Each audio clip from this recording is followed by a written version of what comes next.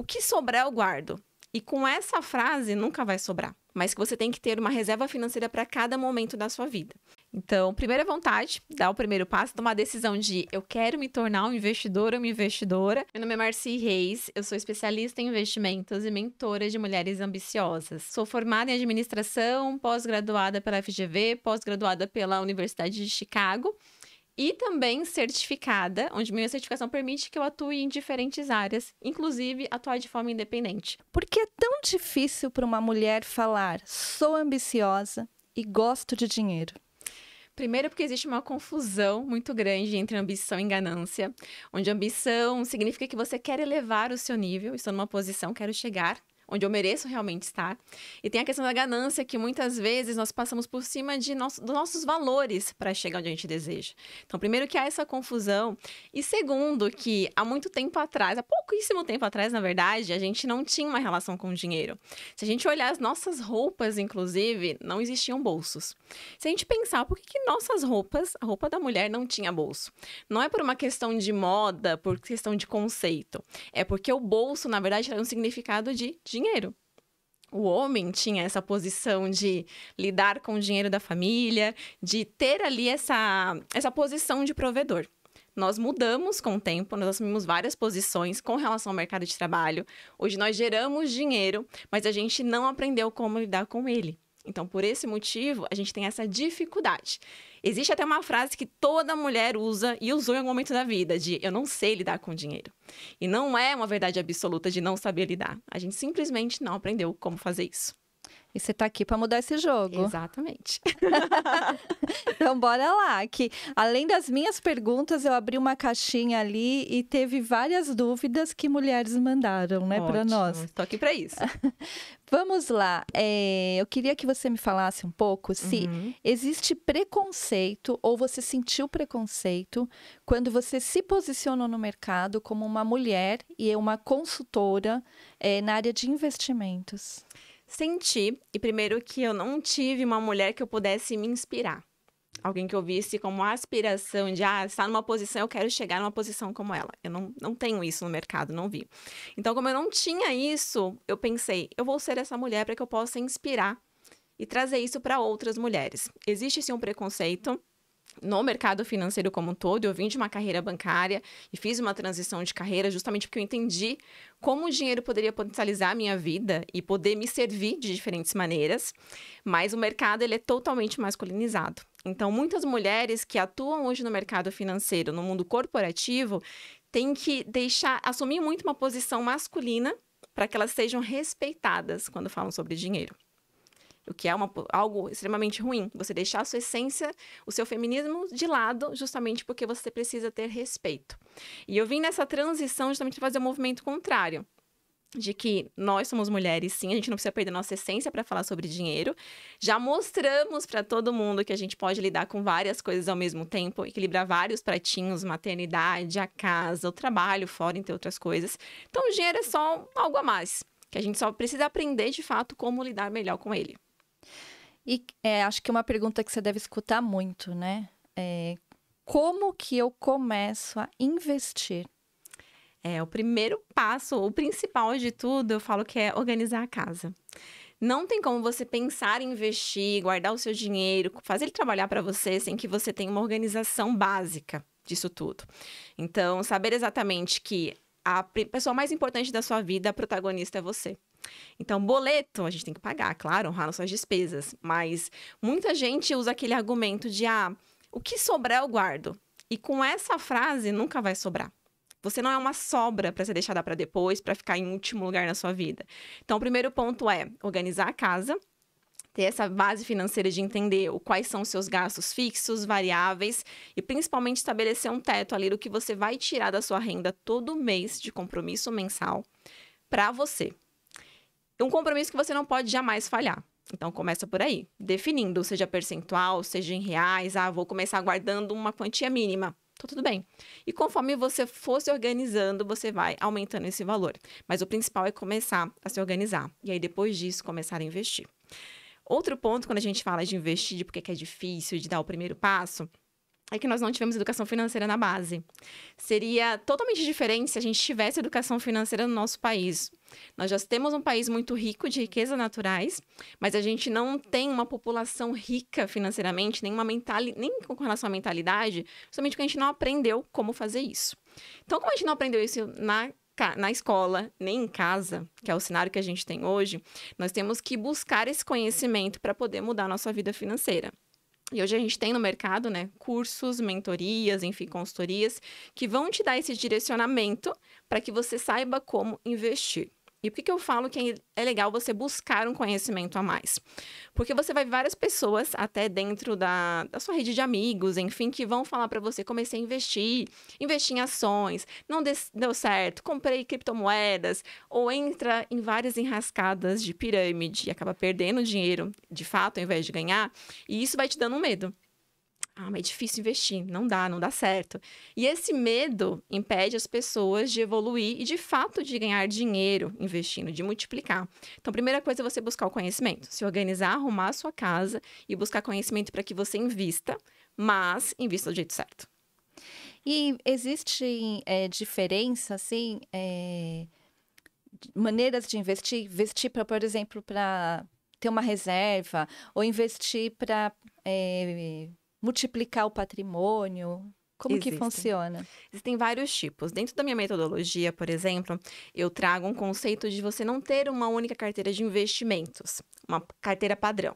Se você vai hoje buscar isso dentro de uma corretora, de um banco tradicional, eles vão te dar uma receita de bolo. Então, você vai direcionar 20% para tal tipo de investimento, 15% para isso, sem conhecer a sua história. Então, investir é isso. Você tem que respeitar a história do outro, até porque é o patrimônio que ela tem, que ela acumulou, que ela vai começar a acumular, mas que você tem que ter uma reserva financeira para cada momento da sua vida. Então, uma reserva financeira voltada para momentos que te dê segurança, que se você passar por algum momento de eventualidade, de emergência, você consegue ter dinheiro para isso, deitar a cabeça no travesseiro e ficar em paz. Uma reserva financeira para crescimento de patrimônio, essa sim, vai trabalhar os juros compostos, juros sobre juros e crescer ali o montante que você direcionou para ela. E uma reserva voltada para o momento que você decidir parar de trabalhar, que você não tiver uma renda ativa, que você se aposentar e que você consiga manter seu estilo de vida. Porque hoje você contar com o INSS é pensar, eu não vou viver tranquilamente, é basicamente sobreviver ou viver ali de consignado, de empréstimo em empréstimo, com a ajuda de terceiros. Então, uma carteira de investimentos que acompanha o seu momento de vida, o seu estilo, é o mais indicado e que você tenha esses 3 tipos de reserva, pensando que te dê segurança, tranquilidade, crescimento de patrimônio e ali uma aposentadoria tranquila que você mesma vai ter essa oportunidade de criar algo voltado exclusivamente para você. Então, primeiro, a pessoa teria que ter uma reserva de segurança. Isso. Seria o primeiro passo. Exato. Antes de ficar tentando, por exemplo, multiplicar o patrimônio. Seria a base. Exato. Por quê? Se você foca direto em ter uma reserva para crescimento de patrimônio, que seria o quê? Investir em ações, fundos imobiliários, a bolsa no geral. Se você tiver alguma emergência, primeiro que você não consegue ter acesso ao dinheiro de forma rápida. Porque você precisa pelo menos de 2 dias úteis para o dinheiro ficar líquido e você ter acesso ao valor de fato. Segundo, que a bolsa ela é cíclica, ela passa por momentos de eventualidade, de oscilação, uma hora ela está em alta, outra hora está em baixa. Então pode ser que você precise do dinheiro no momento que ela está em baixa e ali sim você vai ter um prejuízo. Porque é diferente, a bolsa está em alta ou está em baixa, é evolução ou involução do dinheiro. Se ela está em involução e você resgata o dinheiro, aí você tem prejuízo. Se ela está em involução e você não mexe no recurso, está tudo bem. É um ciclo, ela vai voltar a dar lucro para você. Agora, se você tem isso como reserva de segurança, de emergência, enfim, mexe nesse dinheiro, você acaba perdendo, de fato, o valor que você estava aplicando. Por isso que a reserva de segurança é o ponto principal. Criei a minha reserva, aí eu avanço para o próximo passo. E tem uma idade, assim, que você acredita que seja ideal? Por exemplo, uma pessoa que nunca investiu na vida. Fala assim, não, agora eu senti a necessidade, realmente eu quero começar a investir.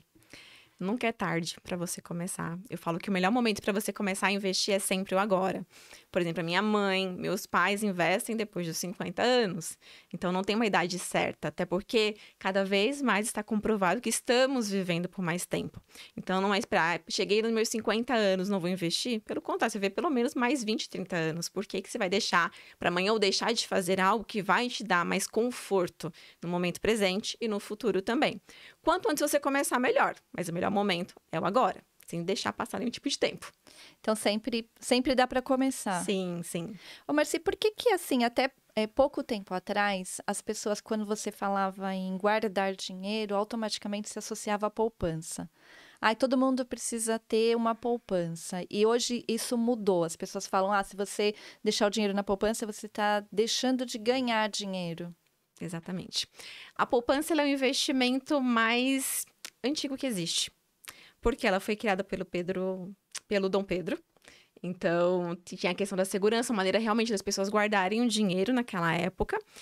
E, consequentemente, com isso, por ela ter tanto tempo, assim, de mercado, todo mundo se entende que a poupança é o melhor lugar para você guardar dinheiro. Porque a parte do conhecimento, você conhece a poupança, com certeza você cresceu ouvindo que para guardar dinheiro seria a poupança. E a gente vem quebrando alguns padrões de, não, existe a poupança, mas tem investimentos muito melhores. Então, nessa questão da poupança, por ela não ter imposto de renda, as pessoas acham que é o melhor investimento, não vou pagar para o governo. Mas tem investimentos que você também não paga, como uma LCI, uma LCA, e que rendem muito mais do que a poupança, com o mesmo benefício de não ter essa parte do imposto. Mas tem investimentos que, como o CDB, cobram o imposto de renda, mas mesmo assim, abatendo o imposto, eles ainda rendem mais do que a poupança. Então, é muita questão do conhecimento. Existia, ela é super antiga, já foi muito boa no passado, mas em 2002 mudou a regra de remuneração e realmente hoje ela rende muito menos do que a taxa principal da economia, que é a Selic. Então, dinheiro na poupança é realmente isso, você deixa de ganhar. E agora a gente vindo para a modernidade, né? Quando a gente fala aí das criptomoedas. Hoje, o jovem, ele normalmente ele não vai falar da poupança, né? Que tipo, aí já ficou meio que o investimento dos velhos. Sim. E ele vai falar de criptomoeda. Como que é isso no mercado? A criptomoedas, NFTs, no geral, eles vêm com uma nova maneira de você diversificar o seu dinheiro, de não ter a questão do imposto, de não ter ali o controle do governo. Então, isso começou nos Estados Unidos, foi aumentando para outros países, enfim, a gente tem acesso aqui hoje no Brasil. Hoje, são poucas corretoras que operam com esse tipo de ativo de investimento, porque não existe essa regulamentação, então ela não te dá segurança para que você possa, se acontecer alguma coisa, você não tem para onde recorrer. Vou fazer um boletim de ocorrência. Tudo bem, você notificou, mas você não vai reaver os seus dinheiros de volta. Não tem essa segurança. Diferente dos investimentos tradicionais, que tem uma regulamentação, onde o principal foco deles é proteger você como investidor. Fiscaliza ali as corretoras, enfim, as empresas que disponibilizam os investimentos no mercado e protege especialmente você. NFTs, as criptos, não tem isso. Eu posso ganhar muito dinheiro? Sim, mas entendendo que existe um grau extremo ali de risco, que da mesma maneira que você pode ganhar muito, você também pode perder tudo que você acumulou. Então, são os extremos. Se eu colocar na poupança, vou estar deixando de ganhar dinheiro. E se eu coloco, por exemplo, toda a minha reserva lá em criptomoeda, você está arriscando demais? Exato. Por isso que eu defendo uma diversificação. Não é você deixar de investir em criptoativos. Poupança, eu sempre falo que é a solução menos viável para você que quer começar a investir. Criptoativos você pode investir até pensando nessa diversificação, de aumentar patrimônio, pensando em ter o seu dinheiro ali alocado em uma outra moeda, porque hoje, e assim, durante muito tempo ainda continua sendo o dólar a moeda mais valorizada, mas existem outras maneiras de você dolarizar o seu patrimônio também, mas o criptoativos é uma delas. Mas nunca alocar a maior parte do seu recurso nesse tipo de investimento. Primeiro, porque moramos no Brasil. Então, a sua vida é aqui. Você precisa ter recurso para poder viver bem aqui. Mas você pode, sim, diversificar uma parte, desde que sabendo que se você vier a perder, isso não vai afetar o seu bolso. Então, seria um percentual. Exato. Ô, Marci, quando a gente fala em investimento, as pessoas associam a alguém assim que já está muito bem sucedida, já é muito bem sucedido financeiramente. Uma pessoa que que é CLT, que tem ali um salário que seja baixo, lá também consegue investir? Sim, todo mundo consegue. Hoje é muito mais simples do que também era no passado. No passado a gente tinha pouquíssimas corretoras para fazer as operações. E quando eu falo corretora, tem as corretoras que são independentes, que a gente tem hoje no mercado, então Clear, XP, a Rico, entre outras. E a gente tem as corretoras de banco. Corretora do Banco Itaú, Santander, Banco do Brasil, enfim. Então todas elas são corretoras e oferecem o mesmo produto. A diferença é o porte ali que elas têm. E que algumas são bancos também e outras não. Lá se pagava muitas taxas. Então, às vezes, você queria comprar uma... eu quero me tornar acionista do Itaú. Eu quero comprar uma ação que custa, por exemplo, R$25. Mas eu vou pagar uma taxa de R$15? Não fazia sentido. Era caro para você investir com essas taxas. Mas, conforme foi aumentando o número de corretoras, igual o Banco Digital, eles foram pensando em zerar essas taxas para ficar mais atrativo para o cliente poder investir. Então, hoje é realmente muito mais simples. Você consegue comprar uma ação por menos de R$5. Então, é muito mais fácil. É a questão do conhecimento de fato. E até investimentos de baixíssimo risco, que como os CDBs, por exemplo. A partir de R$1 você investe. Então, não tem porquê você deixar o seu dinheiro na poupança sabendo que você está ganhando 30% a menos do que no CDB, uma rentabilidade básica, justamente porque a partir de R$1 você consegue fazer. Mas eu vejo que as pessoas ainda ficam nesse receio por não saberem, por não se sentirem confiantes de dar esse passo. E para quem não sabe nada, assim, a pessoa caiu aqui nesse podcast e não sabe nada. São muitas siglas, na verdade. Sim. Você consegue deixar isso de uma forma assim mais simples para a gente entender, a pessoa que é leiga? Com certeza. Quais opções que a pessoa tem? Para quem está começando, reserva de segurança, então o ideal é você ter ali pelo menos de 3 a 12 meses do seu custo de vida. Não falo nem da sua renda mensal, mas do seu custo. Seu custo de vida hoje é R$1.500 por mês, então você chegar ali em pelo menos R$4.500 guardado, investido nessa reserva de segurança, aí você pode dar o próximo passo, diversificar e arriscar um pouquinho mais na bolsa, por exemplo. E aí você começar com o CDB.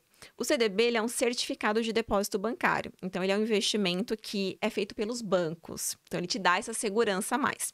A mesma segurança que a poupança tem, o CDB te dá, mas rentabilizando melhor o seu dinheiro. Então, estou começando, quero começar de uma forma tradicional. Você pode começar pelo banco que você tem conta. Então, tem conta no Itaú, tem o CDB do Itaú, que ele vai pagar mais do que a poupança. Tem o CDB do Santander, do Banco do Brasil, do Bradesco, todos eles têm ali o CDB. Contas digitais também tem. Inter, Nubank, C6, todos eles têm o CDB. E mesmo sendo um banco digital, ele te dá segurança. Por quê? Esse investimento, ele tem uma espécie de seguro, que se chama FGC, que se o banco falir, você tem a garantia de receber esse valor até 250 mil. Então, mantendo esse limite, né, de valor aplicado em um CDB, que é esse certificado, você consegue ali ter segurança, uma rentabilidade melhor do que a poupança e rentabilizar da maneira correta o seu dinheiro. Então, dá para todo mundo... Todo mundo, porque é a partir de R$1. Mas para uma pessoa, por exemplo, que vai começar a investir... Eu acredito que tem alguns cenários, assim. Se a pessoa é solteira, ela tá ali por conta dela e aí ela pode se planejar talvez melhor, né? Quando a gente está falando de um orçamento familiar, como que você vê, assim, esse cenário? Quais as dificuldades? Ou por onde que a pessoa deveria... Quais caminhos, né, ela deveria percorrer? Eu vou falar o cenário ideal e o cenário que mais acontece hoje. Onde existe o casal onde o homem e a mulher trabalham. Não existe ali o dinheiro da família. Existe o dinheiro do homem e o dinheiro da mulher. Não existe um complemento. Cada um faz o que quer com o seu dinheiro, paga as contas, divide ali e paga a conta, cada um resolve o que vai fazer. Nesse cenário é um pouco menos fácil das pessoas investirem porque não tem um consenso do casal para dar esse próximo passo. Num cenário ideal, seria o quê? Unificação das rendas. Então, a renda do esposo, a renda da mulher, enfim. Unificar, então, assim, uma renda só, pagar as despesas e ter ali um montante para poder investir. Esse seria um cenário de mundo ideal. Para quem é solteiro, é claro que é muito mais fácil, porque você não tem tantas responsabilidades financeiras, às vezes mora com os pais, então você consegue ali ter mais liberdade para poder investir. Mas isso não acontece.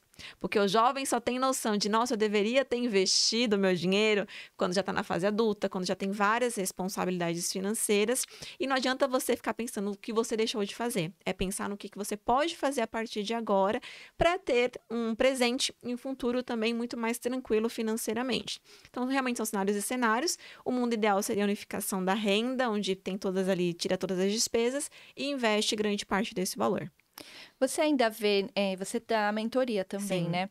Você ainda vê o cenário, por exemplo, onde a gente está falando de uma renda familiar, mas é o homem que determina, assim, o que tem que fazer, aonde que eu vou aplicar? A mulher ainda ela fica para trás nesse sentido? Muitas vezes. E É? eu sempre falo que você tem que ter voz.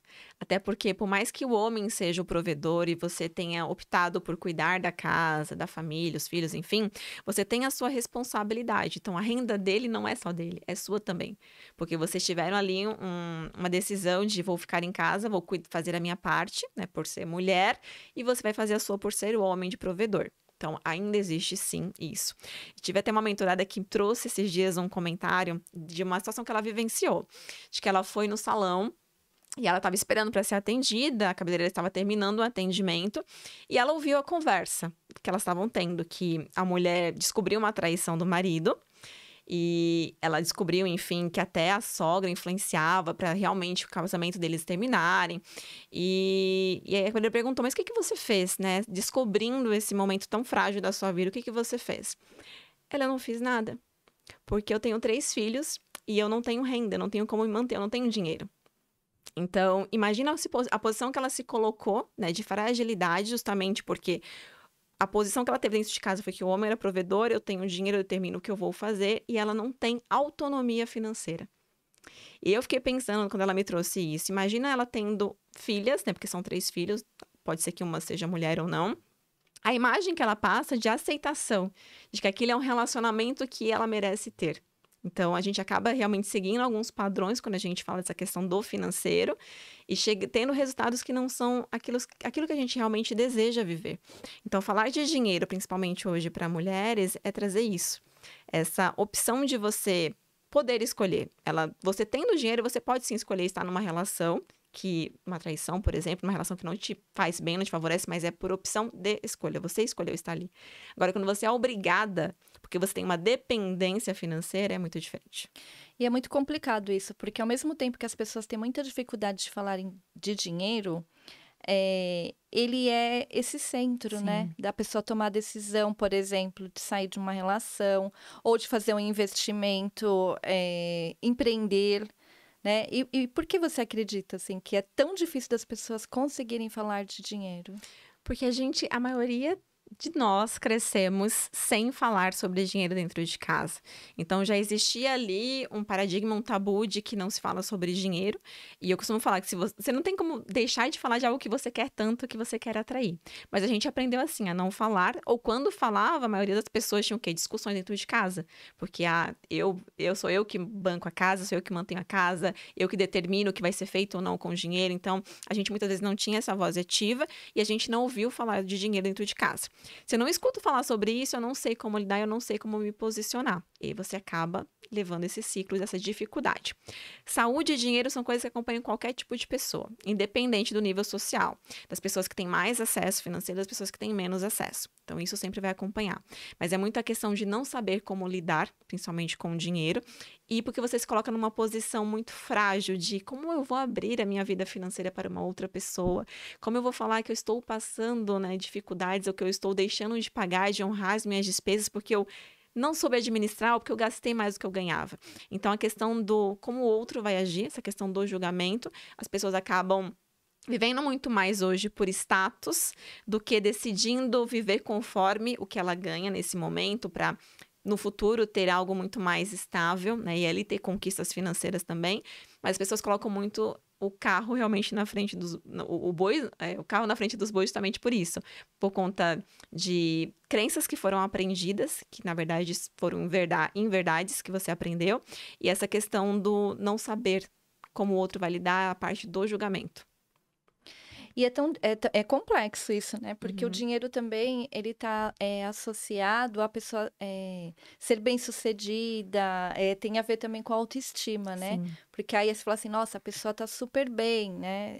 Parece que ela não é superior, né? Mas parece que ela soube administrar melhor Sim. ali a vida dela, né?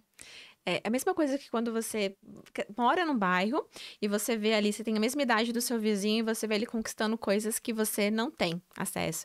Aí você começa a falar, nossa, realmente ele, né, ele soube lidar melhor, ele tá crescendo na vida e eu não estou. Aí vem a parte da comparação. Mas é aquilo, né? A gente olha, acha a grama do outro é sempre a mais verde, da do vizinho. Mas na verdade não é. Se você vê hoje alguém com um carro, por exemplo, que custa R$ 200.000, tem duas opções na vida dele. Ou ele contraiu uma dívida de 200 mil, ou ele está 200 mil a menos lá na conta dele. Então tem os dois cenários. Então a gente sempre olhar o outro e julgar, a gente nunca sabe o que está acontecendo. É muito mais uma questão de status. E hoje nas redes sociais, principalmente, você mostra aquilo que você quer mostrar. Você não vai mostrar a sua vulnerabilidade, sua fragilidade. Você vai mostrar aquilo que você acha que as pessoas vão admirar em você. Ô, Marci, e essa questão de investimento, Uhum. principalmente, ela também tem uma relação que eu acho que é complicada hoje em dia, que as pessoas são muito imediatistas, Sim. né? E aí, quando a gente está falando, igual você falou assim, você não vai começar já investindo, por exemplo, a multiplicar, você tem que começar pelo básico. O Isso. básico é você ter a sua reserva de segurança. Só que a gente tem um outro fator, que é o tempo. Como lidar com essa situação? Para investir, você tem que ter uma virtude muito aguçada, que é a paciência. No primeiro mês, você vai ver que o seu dinheiro, o valor que você aplicou, ele pode investir R$ 1 para ver como é que funciona. Vai render centavos. No segundo mês, ele vai render sobre esses centavos e assim por diante. Então, ele vai ser gradativo. Assim como a gente não nasceu sabendo falar, andar. Não, a gente foi um processo de aprendizado. É a mesma coisa com o dinheiro. Se você deixa uma quantia lá investida, ela vai trabalhar para você da melhor maneira possível, ela vai te dar bons frutos. Mas o imediatismo é justamente isso. Se você vê uma pessoa que, por exemplo, quer comprar uma casa, ela poderia ter a opção de investir o dinheiro, guardar e comprar a casa à vista, que daria muito mais opção de escolha para ela. Mas o que ela faz? Não, eu quero para ontem. Vou entrar num financiamento onde eu vou pagar um percentual de juros altíssimo, pagar basicamente 3 imóveis ao invés de um, mas eu quero para falar que é a minha casa. E na verdade você só tem a sua casa de fato quando você termina de pagar para o banco. Então esse imediatismo afeta todas as pessoas. A gente tem que trabalhar realmente a paciência, essa virtude ela é essencial para quem começa a investir. Por isso que eu falo, invista uma pequena quantia. Veja o primeiro mês, o resultado que você vai ter, e isso vai te dar motivação para você continuar fazendo cada vez mais por você. Isso que você está falando é ao contrário do que as pessoas normalmente falam assim, para você guardar dinheiro você tem que ter um boleto ali para pagar, ou as pessoas falam, para conquistar alguma coisa eu tenho que ter um boleto. Crença, totalmente. Eu também ouvi isso muito na minha infância, de pobre só tem algo na vida se tiver um boleto, se fizer dívidas. Então, vem esses aprendizados, a gente escuta muito isso, de que dinheiro é sujo, que você tem que lavar as mãos, que só quem é rico é porque fez alguma coisa de errado, e a gente sente aquilo de começa a enriquecer ou fazer mais dinheiro e se sente muito mal. Como assim? Eu vou ser uma pessoa ruim, eu não quero ganhar dinheiro. Então, isso vai ficando no nosso subconsciente. Trabalhar a nossa mentalidade é um ponto muito importante de quebrar essas crenças, de entender a nossa relação com o dinheiro. Então, toda vez que eu entro num processo de mentoria, não é vamos analisar a sua vida, fazer um diagnóstico e já começar a investir. Não. Tem que trabalhar a mentalidade primeiro. Eu quero entender como você aprendeu a lidar com ele? Qual é as crenças que você teve dentro da sua casa? Se falava, se ou não de dinheiro? O que falava? O que é dinheiro para você? E aí, a partir disso, a gente consegue quebrar essas crenças que nos limitam e avançar para o próximo passo. Senão, vai ser uma onda de ganhar dinheiro, gastar dinheiro e esse ciclo vicioso que vai se repetir, que é o que a gente mais vê. Que até tem o termo da roda dos atos, né? De você ganhar dinheiro, gasta, precisa de mais dinheiro e fica naquele ciclo infinito cada vez mais dependente do dinheiro. E o dinheiro ele está aqui para nos servir. Só que as pessoas hoje não têm essa servidão do dinheiro porque não sabem lidar com ele, não sabem como dar o direcionamento certo para ele. E tem o outro lado também. Tem gente que começa a ganhar bastante dinheiro E aí a mente de escassez, né? Porque a pessoa não gasta, ela Não só gasta. quer guardar, né? Sim. E aí ela também ela não aproveita. É o medo. Eu tinha uma mentorada que ela me falava que a avó dela tinha uma mente extremamente escassa. Ela conseguiu conquistar um bom patrimônio financeiro, inclusive tinha 1 milhão investido. Mas ela era o tipo de pessoa que, se uma comida vencia, ela comia a comida mofada, justamente porque como é que eu vou jogar uma comida fora? Eu gastei o dinheiro com essa comida. Então era uma escassez tão grande que prejudicava extremamente ela. Então tem os 2 cenários, sim, da pessoa que é extremamente abundante financeiramente, gasta, vou viver o meu hoje, e aquela pessoa que não. Eu não posso gastar porque se eu ficar sem, eu vou voltar por um processo de pobreza, eu vou deixar de ter o básico, que é ficar refém também disso. E para você, o que que é dinheiro? Para mim, dinheiro é sinônimo de tranquilidade, de poder de escolha. Então, hoje, analisando a minha vida como um todo, é o que eu trago para toda mulher, que eu quero que cada vez mais mulheres entendam o papel do dinheiro na vida delas. Eu consegui fazer uma transição de carreira, pedindo demissão, porque eu soube lá atrás como lidar com o dinheiro. E eu não aprendi dentro de casa, eu aprendi fora de casa. Tive, sim, alguns erros no meio do caminho, porque eu não sabia como lidar. Mas a partir do momento que eu entendi que existia um cenário onde eu poderia ter escolhas de escolher um carro popular e um carro, uma Mercedes, uma BMW, isso poderia determinar aquilo que eu queria. Então, eu tinha 2 cenários para eu poder escolher. E eu escolhi para o cenário onde eu poderia trabalhar a minha mente e ter o dinheiro atuando ao meu favor. Hoje eu vejo que o dinheiro serve para a gente de 3 maneiras. Para que a gente possa honrar nossas despesas mensais, boletos, enfim, o que for. Para a gente ter experiências, porque não é só guardar dinheiro, não é só viver para pagar boleto.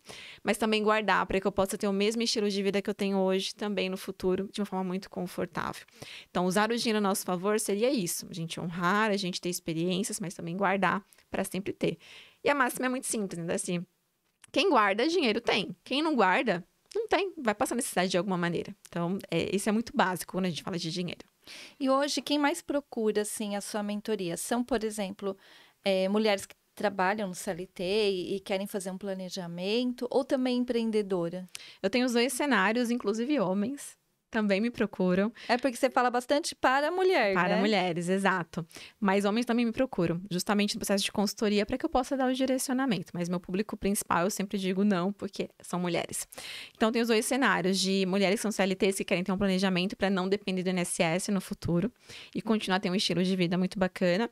E aí, para isso, eu tenho a consultoria, onde a gente constrói um planejamento financeiro, pensando nessas 3 reservas, respeitando aquilo que a mulher deseja no curto prazo. É tranquilidade, mas além disso, eu idealizo que daqui 1 ano e meio, por exemplo, eu quero comprar, eu quero viajar, eu quero ir para o exterior. Então, uma reserva voltada para isso. Crescimento de patrimônio e também esse momento de você construir a sua própria aposentadoria.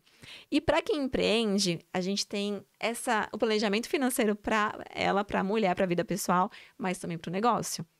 Porque se o seu negócio não vai bem, se você não tem um CNPJ forte financeiramente, você não vai ter um CPF. Porque você vai acabar tirando dinheiro de algum lugar para suprir o seu negócio. E aí, você não vai crescer. Tem que estar os 2 muito bem alinhados. E aí, nesse caso, tem que ser dividido, né, Marci? Isso daí também é um erro bem comum, né? As pessoas fazem tudo, misturam, né? Exato. Quem começa errado, a chance de dar errado é muito grande. Então, para quem está começando agora a empreender, vai dar esse passo, fazer uma transição de carreira, o ideal é já começar separando o que é seu do que é da empresa. Não estou começando com CNPJ. Tudo bem, abre uma conta pessoa física mesmo, que você vai direcionar para o seu negócio, vai ser só o recurso do seu negócio, e uma só para você, para não ter chance de você misturar e cometer esse erro. Tem até uma pesquisa do Sebrae que fala que tem muitas empresas que não passam no primeiro ano, justamente por não ter uma base financeira muito bem estabelecida. Porque não é só você abrir a empresa, virão vários custos, vai ter um tempo ali de maturação para o seu negócio começar a dar resultado financeiro. Então, você tem que estar preparado para isso. Então, para quem empreende, não é nem 3 meses ali de reserva de segurança, tem que ter, pelo menos 1 ano. E hoje a gente tem o índice da população bem endividado, Sim. né? E muita gente no cartão de crédito. Existe aí uma fórmula para a pessoa tentar sair quando a pessoa está ali naquele bolo do cartão de crédito? Que os juros é altíssimo, né? Altíssimo, assim. Tem cartão que passa de 300% ao ano. Então, é surreal. Os bancos, eles sempre vão gerar lucro porque eles lucram através das pessoas que não sabem lidar com o dinheiro. Eles aproveitaram essa oportunidade, tá errado? eles aproveitam, enfim. E aí que tá, que toda vez que você recebe um cartão de crédito, eu falo que quem tem 18 anos e não sabe lidar com dinheiro, em algum momento vai chegar nessa questão de ter dívidas, né? E dívidas são pendências, nome restrito, porque o banco vai te dar um cartão. Ele vai te dar um cartão, mas ele não vai te ensinar como você vai utilizar o cartão da maneira correta. E aí você vê um cartão que muitas vezes terá ali um limite maior do que o seu salário. E você vai usando até virar aquela bola de neve. Então, eu falo que o ideal é você colocar um limite no limite do cartão. Então, se hoje eu tenho um valor X de gasto fixo, aluguel, água, luz, alimentação, determinar um valor para você ter o gasto variável, que assim sim será no cartão de crédito, e colocar esse valor de limite para ele. Então, se eu posso gastar R$ 500 por mês dentro da minha renda, o seu limite será de R$ 500 e não de 3, 5, 10 mil, enfim, para virar essa bola de neve de fato. Então, colocar limite no limite é o melhor dos caminhos. Então, o cartão de crédito não é um vilão, é as pessoas que não sabem usar. Exatamente. Porque muita gente é mais ou menos como limite, né, de banco, né? A pessoa incorpora aquele limite como se fosse o salário, né? Exato, exatamente. Aí fala, não sei usar o cartão. Na verdade, não é. O cartão, ele vem como um facilitador para você. Ele é um crédito para você poder utilizar no momento que você não tiver a renda e tem alguma oportunidade de compra. Mas a gente incorporou no dia a dia. E se incorporou no dia a dia, você tem que colocar um limite para que ele realmente não vire um vilão. Se você não sabe usar, é isso que vai acontecer. E assim, é muito difícil encontrar uma pessoa hoje que não tem um cartão de crédito. Muito difícil. E se não tem, é porque não soube lidar, virou a bola de neve, teve restrição no nome e acabou perdendo essa linha de crédito. E aí, para recuperar, vai ter um tempinho a mais. E como que a pessoa pode fazer? Por exemplo, ela está devendo lá no cartão de crédito. É melhor, por exemplo, ela perder o cartão e negociar essa dívida, ou ela arrumar uma dívida extra não, né? Que ela já está devendo muito, né? Uma renda extra. Como que você vê isso? Depende muito do cenário, depende do valor da dívida e de qual é o momento atual da vida financeira dela. Se ela conseguir fazer, dentro do valor que ela tem ali de renda, fazer uma negociação, essa negociação caiba no bolso dela, ok fazer para poder sanar. Tendo ciência de que não tem que usar o cartão, porque senão vai acumular, vai ficar a dívida que ela já contraiu ali da negociação e mais o cartão de crédito. Mas o melhor cenário seria você aproveitar momentos que os bancos fazem financeiras e até quando tem feirão também de renegociação do Serasa para você quitar de uma vez, porque você tem maior desconto naquela dívida. Ah, mas eu vou ficar com o meu nome restrito, eu vou ficar tanto tempo assim devendo, o banco me ligando? Não, é uma alternativa, por isso que depende de cada cenário. Se a pessoa consegue incorporar essa dívida, essa renegociação no cenário atual financeiro dela, faça para você tirar da frente, tendo compromisso de honrar. Agora, se não, guarda o dinheiro, investe para você ter a opção de quitar à vista, porque todo final de ano tem feirão, às vezes eles até fazem de forma esporádica durante o ano, para que você tenha a opção de quitar com menos juros. Ô, Marci, você tem uma filha pequena, né? Isso. E você, creio eu, você já vai começar a ensinar ela a ter educação financeira. Exato. Porque hoje eu imagino assim que poucas famílias devem falar sobre dinheiro em casa ainda, né? Totalmente. A minha filha, ela vai crescer num cenário diferente do que eu cresci, de que entendendo que dinheiro ele é um potencializador na nossa vida. Desde pequenininha, com menos de um ano, ela já tinha a conta corrente dela, já tem o cartão no nome dela e já tem a conta de investimento. Então, ela vai crescer realmente sabendo qual o poder do dinheiro, como ele pode trazer para ela não só segurança, mas experiências. Experiências é o ponto principal. Toda criança já teve um cofrinho na vida para guardar ali as moedinhas e entendeu? Aquele é o primeiro contato que a gente tem com a questão de você precisa guardar, né? Você guardando, você vai ter um recurso. E ela também ganhou o cofrinho dela e ela guarda as moedinhas. A gente até brinca que é a comidinha do cofrinho dela, enfim. Então, ela já entende que ali é uma maneira dela guardar o dinheiro. Conforme ela for crescendo, porque ela tá pequenininha agora, ela vai entender que existem maneiras de fazer o dinheiro crescer muito melhor, que aí vai entrar a parte dos investimentos, que hoje eu já faço para ela, mas ela vai entender como ela também pode fazer isso e manter isso no futuro. Isso deve ser um grande diferencial, né, para a pessoa lá na frente, né? Com certeza. Porque eu tô imaginando o contrário também, né? Que a gente volta a falar da questão do dinheiro como um centro ali, né? A pessoa também que passa por uma dificuldade, eu acho que dentro de uma relação ou dentro da família deve ser muito difícil e eu acho que Às vezes até pela pessoa não falar para o resto da família, essa dívida deve ir aumentando, né? Sim, porque aí vem uma questão da autoestima, o ego, como é que eu vou resolver? E aí, ao invés de procurar ajuda, acaba achando maneiras que não são as mais corretas para poder resolver esse problema. Eu tive uma cliente que ela tinha uma empresa, trabalhava ali, tinha tanta parte do CLT e tinha uma empresa à parte, então ela conciliava os dois. E ela entrou numa dívida tão grande que para conseguir pagar, o que ela fazia? Ela pegava o cartão do parceiro dela, passava na maquininha dela para conseguir ter o recurso e pagar, sem o parceiro saber. Então imagina como seria, porque ela me contava, ela não sabia como falar com ele, como lidar, enfim, expor a situação, mas ela precisava falar, porque a partir do momento que você coloca na mesa e que você expõe isso, você acaba dando um ultimato de, do jeito que está, não vai continuar. Porque as pessoas evitam ver a fatura do cartão de crédito, não é porque, nossa, não quero ver. Não, é porque elas realmente não querem encarar o problema. E se você não encara, você não resolve. Só posterga, empurra com a barriga, e cada vez vai ficando maior. Então, sempre a sinceridade ali, a pessoa mente para ela mesma. Exato. Que tá tudo bem, tudo maravilhoso. Tô saindo, curtindo o meu dia, enfim. Mas no íntimo dela, a gente sabe que não é isso que acontece. É complicado, né? Eu abri uma caixinha de perguntas. Legal. E aí, vamos lá. Que tem pergunta da galera para você. A primeira é: por onde começar investindo? Primeira coisa foi o que a gente falou com relação a, primeiro, se organizar financeiramente, determinar um valor que você vai guardar por mês e cumprir essa meta consigo mesma. E aí você começar pela reserva de segurança. Primeiros investimentos. Ou CDB, onde você tem a opção de resgatar se você tiver alguma emergência. E aí um banco que eu posso indicar, Banco Sofisa, BMG ou Inter, que tem facilidade que você pode fazer a partir de R$1 com uma boa rentabilidade. Bancos que não cobram para você abrir a conta, manter a conta em aberto, e você pode utilizar só para investir mesmo. E o próprio título público, o Tesouro Selic, que é o investimento mais seguro que existe quando a gente fala do risco do país, de todos. Porque para você deixar de receber esse dinheiro é só se os bancos quebrarem, todas as empresas quebrarem e, por último, será o país.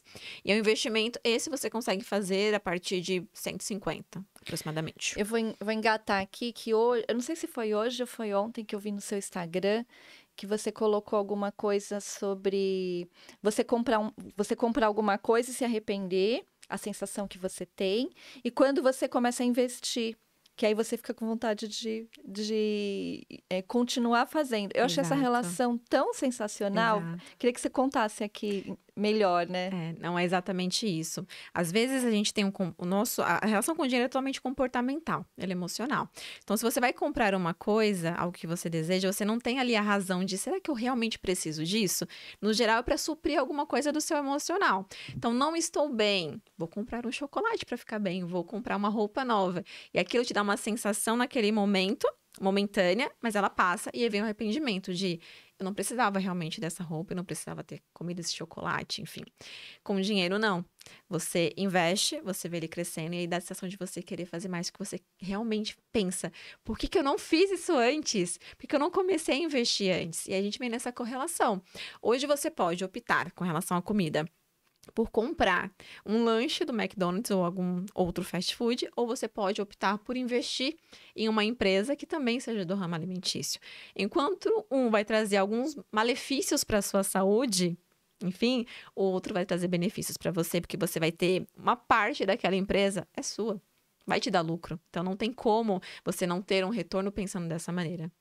Seria você uma maneira, principalmente para quem tem compulsão por compra, né? Exato. Em vez de você comprar alguma coisa, você comprar um título, ação, seria isso? Exato. Gosto de comprar as blusas de tal loja. Deixa eu olhar aqui se ela tem capital aberto na bolsa, eu posso comprar as ações dela. Compra a ação dela. Porque aí toda vez que você for nessa loja, você vê a loja cheia, você vai pensar, que incrível. Tô muito feliz de vir aqui, de ver fila nessa loja, porque significa que a empresa está dando lucro e que eu vou colocar mais dinheiro no meu bolso. E isso é maravilhoso. E hoje em dia é mais fácil. Você falou dos investimentos, é para a pessoa aplicar na bolsa. Ela também consegue por aplicativo? Por aplicativo, qualquer um deles. Tem alguns que são um pouco mais arcaicos, porque depende do banco, mas as corretoras é muito simplificado de você poder investir.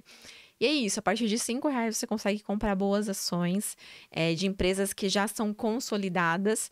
Tem aquelas maiores, né? Então, para quem está começando, já tem reserva de segurança, vai começar a reserva de patrimônio, ações de setores essenciais. Então, saneamento, bancário, petrolífero. Então, são empresas que já são consolidadas e que vão trazer um bom retorno para a sua carteira. Então, começar por elas, porque a chance de dar errado é muito pequena, porque são empresas grandes, consolidadas e que têm ali anos e anos entregando lucro. Tem momentos de crise, todo mundo passou, principalmente na pandemia, é normal de acontecer, mas são empresas que se recuperam muito bem, setores essenciais. E aí, depois, estudando, você pode ir para outros tipos de setores. Mas é só olhar para você, o que você está usando hoje? Tô em casa, tô ali com meu chinelo Havaianas. Todo mundo tem Havaianas em casa. Então, é uma empresa que tem capital aberto na bolsa que você pode optar por investir se você gostar. Gosto de consumir bebida alcoólica, por exemplo. Ambev é uma empresa que tem capital na bolsa e você consegue comprar as ações. Então, comprar ações de empresas que você consome e começando pelos setores essenciais é o princípio para quem está começando na bolsa. E é legal porque o valor é baixo também, Sim, né? Às sim. vezes a pessoa acha que ela tem que ter milhões, Rios né? de dinheiro para poder fazer, não. É só uma questão de conhecimento, de saber como aplicar esse recurso, mas valores baixíssimos as pessoas conseguem investir. Isso é ótimo, né? Outra pergunta: investir em imóveis é um bom investimento? Depende do tempo que você quer ver o dinheiro, de fato. Quando você investe em um imóvel, você não consegue transformar ele em dinheiro com facilidade, se você precisar ou tiver alguma emergência. Então, preciso do recurso hoje. Eu consigo acessar, vender esse imóvel hoje? Muito difícil. E se você conseguir vender, ainda vai ser por um valor bem abaixo do mercado. Então, não faz sentido. Para crescimento de patrimônio, é importante você ter ali seu imóvel, se for um sonho para você, mas ter ativos financeiros também, não só bens. Porque faz parte do seu patrimônio, mas não é um ativo que você consegue transformar em dinheiro com facilidade.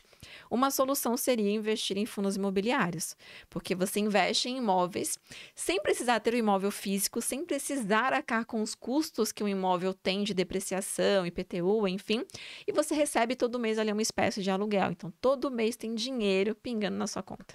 Nossa, muito bom isso, né? Ele é perfeito. Tenho 37 mil guardados e tenho um apartamento financiado. Acha que vale a pena eu antecipar esse financiamento e pagar?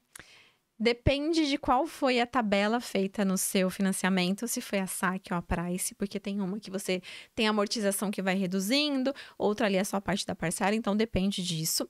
Eu acho que é válido primeiro você entender com o banco, fazer uma simulação de quanto você conseguiria abater dentro do seu financiamento esse valor, mas eu não liquidaria todo o recurso, justamente porque se você tiver alguma eventualidade, você não vai ter com que contar desse valor.